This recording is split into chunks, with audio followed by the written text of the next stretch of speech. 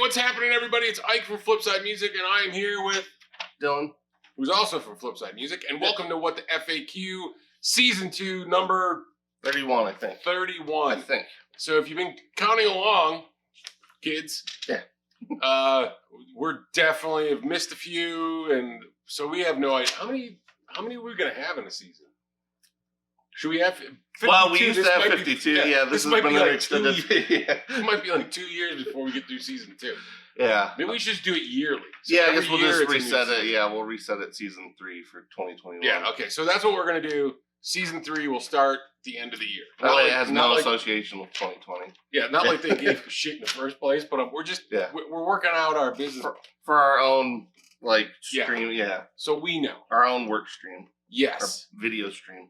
So welcome, those of you that are new. We did get some new subscribers. Looks like we're kind of on the up. Yeah, thanks for watching all the JHS videos. Yeah, and the Frankie video for Eddie Van Halen. Yes. Rest in peace, my friend. That was a big thing. I was going to say that kind of, I feel like that sort of threw a damper on the whole week was. Well, that definitely left a veil of sadness over the shop for this week. But we did get that video out prior to, because some people were like, "Oh, okay, you got the video out."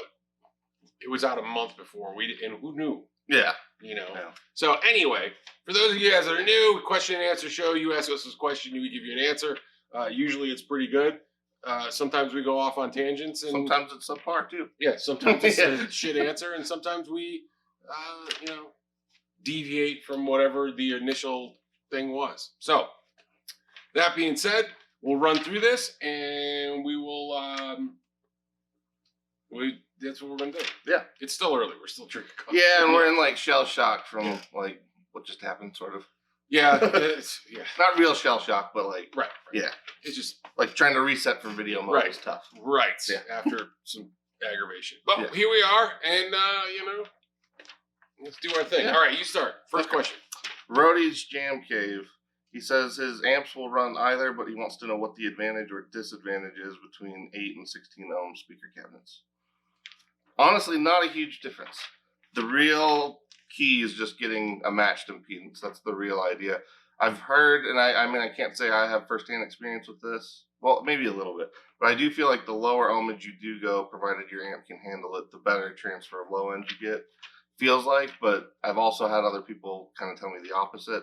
But for the most part, as long as you're just matched, or at least in a safe mismatch, you're good. And there's not really a massive change between 8 and 16. It's really just all getting it to where it all matches your the amplifier that you're coming out of.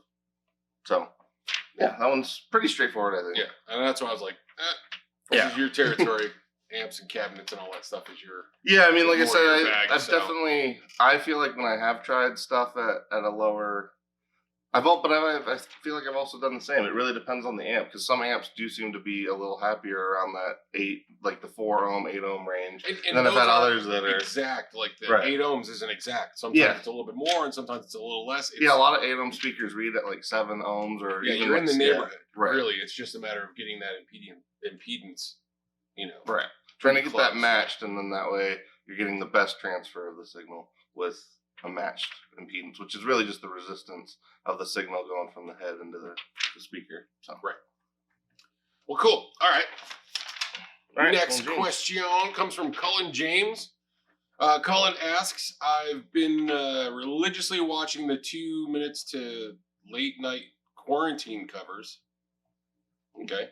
And that's inspired this question. And I didn't even know that was a thing. Yeah, I was going to say, that's a great name for a quarantine cover. Yeah, 2 minutes to late night quarantine cover. 2 minutes to late night? That sounds cool. So, who is in your band? Oh, wait a minute, hold on. I missed the whole part of that. Sorry. Okay, so let me start that again. Your mission is to put together a super group for a cover song. Who is in your band? Why them? What song do you cover? Rules, you can only choose living musicians, not Zombie Hendrix or Bono. Okay, so we can only use live musicians. Only live. And they have to do a cover song. Okay, a super group for a cover song. Well, we don't know what song do you cover? This is big. This is a huge, big question. This is a tough question because Why them? So there's, I mean, who's in your band? Why them? What song? And what song are you what covering? song do you cover? Yeah, and They Can't Be Dead. Wow, this is tough. We should have read this quite. Yeah. We don't read these things. I mean, we print them, but we don't. Well, this was one that Colin really, really wanted us to answer because he put it in like 2 or 3 spots, and I promised him we'd get to it, but I was waiting until it was you and me again instead of like because we did the last one was with Jake, and so this was one I was like postponing so we could answer it, but so I didn't realize it was that extensive though. This is a tough question because there's so many damn songs. Yeah, I feel like the song part's the hardest part because, like, I don't personally like really, really know the musicians I would pick. So how do I know like that would be the song that they would even get along with? Right, you know? I think I would need to have the song, right, and then I could pick the musicians. Kind of go from there. Do it. Yeah, because if I pick the song, number one, just picking a song alone is a difficult prospect right there, and then trying to pick the people to play it. Can we pick zombie songs? You know, like if the artist is dead, can we at least pick a song? Well, songs never die. Well, yeah, but I'm just saying, like, his qualifier, we can't have like zombie Hendrix, but can we have them cover a Hendrix song? What if we do? Okay, hold on. I got something goofy that's just popping in my head. This is stupid. But how about the whole G3 guys? Who's that? Satriani, right? Yeah. Steve Vai and who else? They always like cycled a few different ones. Malmsteen was the other one that was in that first one.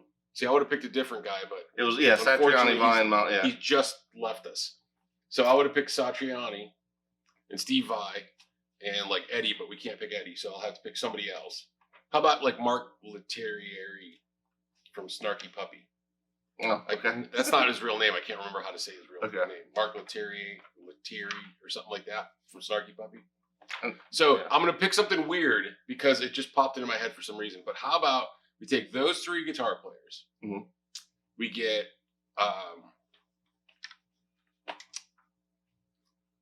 Geddy Lee. Okay. And Mark and Portnoy. Oh, yeah. Okay. And they do In the Mood by Glenn Miller. In the Mood by Glenn Miller. Okay. Talk about something ridiculous. That is like I'm pretty interested. Yeah. Well, because here's the thing. I've always wanted to hear like a heavy guitar version of. I always like that song because it reminds me of like my grandmother. Yeah. My grandmother just passed away last year. She was 101 years old, but she was, her heyday was in the 40s and during the war and all that stuff. So she listened. There was a lot of swing music, right? Like Tommy Dorsey and Glenn Miller and a lot of stuff like that. Growing up. I heard a lot of that stuff, and I always thought In the Mood, and Glenn Miller was like a big one. Oh, okay. So I always thought In the Mood was a great song. Yeah. There's a lot of layers to it. There's a lot of other great Glenn Miller songs. I know it's old-timey for everybody, but there's a lot of cool stuff in there that's very interesting. And I always thought, because being like a metal guy or a guitar guy, it'd be cool if like Guitar Gods did that and did all the layers, like all the horn bits, all that stuff. Okay. So I would go with that. I know that's weird. That's a good one because it's way out the box. Yeah. So that's what I'm gonna pick. I bet you he didn't think to see that one coming. No, well, no, I didn't either. That's for sure. Honestly, I'm not even sure. Like, it's such an open-ended question. Like you said, depending on what the song is. I mean, that's tough. Or you can go the opposite direction. Start with the band and then maybe just find like. Song. Yeah, well, maybe start with the band and then get them to play it too. Yeah. Well, for me, like this is tough. Just because, like, honestly, like all of Black Sabbath's still alive. You could have all of them. So I'll just have Black Sabbath be Have Black Sabbath play a Beyonce song or something. Sure. No, all the single ladies have Black Sabbath do all the single ladies. No, actually, you know what would be cool is because I know all the guys in Sabbath love the Beatles. I'm not a huge Beatles fan, but I really do like Back in the USSR, like that song in particular. Okay. So, like, Black Sabbath doing, like, if you could do Black Sabbath covering Back in the USSR. Back in the USSR Sabbath style. Yeah. Because now that you're saying it. Yeah, Sabbath style, yeah. I can kind of hear what it would sound like in my head. Yeah, so I'm going to go Black Sabbath playing Back in the USSR. Yeah. I like it. We should make that happen. Try to figure out how to play you back in the USSR in the style of old Black Sabbath. That'd be great. All right, that was kind of a complicated one. Yeah, that was fun though. It was tough. I hope you guys are still. I hope you're still here. Yeah, because they're like, great. That's what I want to do is listen to these guys think. Well, yeah, but I mean, that was a pretty detailed question. That'd be a good one for people to comment on, though. Like, what would you guys do? Yeah, what would you do? Because that might even give us more stuff to talk about next time. So. Yeah. Who would you guys pick? That'd be something interesting. All right, moving on. We got Wizard 69 King battle. Freddie King, BB King, or Albert King? I personally would break this into parts. Of course you would, because you can't fucking do a straight answer with anything. Well, no, because they're all You can awesome. never do a straight answer. You always got the side shit. Well, yeah, but... He does this at the shop, too, by the way. Hey, Dylan, what do you think about this? Well, let me break it down. Well, I have multiple perspectives. It's like... It is true. Let me break it. That is true. Multiple camera angles on every damn thing. Well, that's why, like, sometimes the customers do that, and, like, they expect me to maybe talk them out of stuff, and it's like, it always goes the other way. Because it's like I can usually find the other reason to consider why you should grab it. Well, I think that's one thing though for us. Yeah. That's why we're good at what we do. Is because we can see things from other angles, and I think that's a good thing for us. But anyway, back on the question, I would break it into parts. I think for rhythm guitar, Freddie gets it. I think for vibrato and singing, definitely BB. And I think for like all recognized bends, Albert King. See. And honestly, Albert King gets some style points. All you did is pick all of them. No, but I'm just saying I put them into categories. So they're number one in their individual categories. That doesn't count. I know. You got to pick one guy. Then personally, I mean, I really love... Well, to me, then it comes down to BB or Albert. And that's tough. See, I would. For me, it comes down to Freddie or BB. Really? Okay. But BB was my first... So for me, and anybody that's watched this knows that BB King was my entry... He was my entry into blues. Mm-hmm. Like he was the first guy I ever heard. I was listening. I was watching a special that Eddie Van Halen was on, and that's why I was there. I showed up because Eddie Van Halen was on the show, and I showed up because Waylon Jennings, and also I didn't really like Waylon back then as much, but he was on the show, and so was David Gilmour. Oh, okay. Okay. Wow. And Steve Miller. Oh. And I was like, oh, these are all like obviously there for Eddie. Yeah. But these other guys, oh, great. This ought to be good. Yeah. And then BB King was on the show, and he came out, and it was like, what? It blew my mind, changed everything. That changed everything.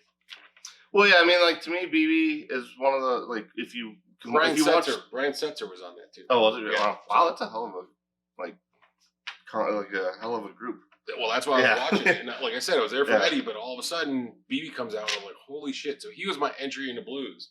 The next day, I went out and bought a bunch of blues albums, Live at the Regal being one, which get if you want an intro into blues. And that was it. I was off and running. But Freddie's got the groove. Well, and that's why, like I said, Freddie all day rhythm. I think, honestly, even compared to all three of those guys are obviously good, but I think Freddie totally takes it with rhythm. But also, I mean, his leads are pretty awesome. Well, yeah, but I mean, like his voice is killer. His rhythm playing is always there, whereas like the other two guys kind of dip in and out. Like they're kind of like the classic blues man, where Freddie I feel like was maybe a little more complete in terms of his rhythm and his leads and everything. I would agree with that. Yeah, that's why I'm saying like BB's my guy, but well, and see, I sort of had like to me like Stevie Ray Vaughan was my like the first time I really knew about blues just because he was still like he'd just passed when I was little, and he was still like the one that everybody was pointing to as like that he was basically the best good and so I remember him, and then everybody like later told me if you like him you got to check out Albert, and so to me like you just kind of go back and you just keep working your way back, and so for me Albert I feel like is super unique also because the guitar is unique, but he's also playing left-handed, upside down in his own tuning, which was also in C. So it's like, to me, he has all these weird things going on that, like, you cannot mistake his sound. Right. I agree. Yeah. I just don't find Albert as diverse, I guess, as BB had a long career. I would say, BB was, I mean, I've seen BB live a few different times. Obviously, the other two guys were already dead by the time I would have been able to see him. Well, not Freddie, probably. No, he died in the 70s, so I would have been, like, young.